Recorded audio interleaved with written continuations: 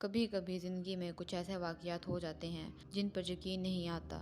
یہ واقعہ جو میں آپ کو سنانے جا رہی ہوں میرے ساتھ اس وقت پیش آیا جب میں 10 یا 12 سال کی تھی۔ مجھے گڑیا سے کھیلنے کا بہت شوق تھا۔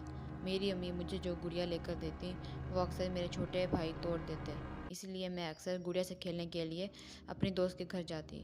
میری امی مجھے اکیلا اس کے گھر جانے سے منع کرتی، لیکن میں ہمیشہ امی سے چھپ کر اس کے گھر چلی جاتی اور کئی گھنٹے اس کے ساتھ کھیلتی رہتی۔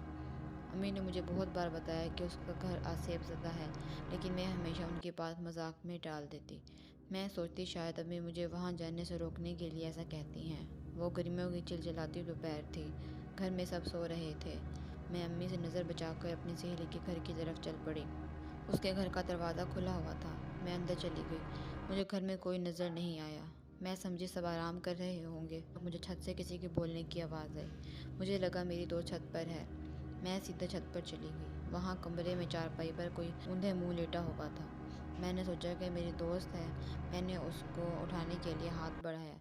جیسے ہی وہ میری طرف پلٹی تو اسے دیکھ کر میرے ہوش اڑ گئے، کیونکہ وہاں میری دوست نہیں بلکہ میری ہم شکل تھی، جو کوئی چڑیل تھی یا کچھ اور۔ مجھے کچھ سمجھ نہیں آیا اور میں وہاں سے اندھا دھند بھاگ کھڑی۔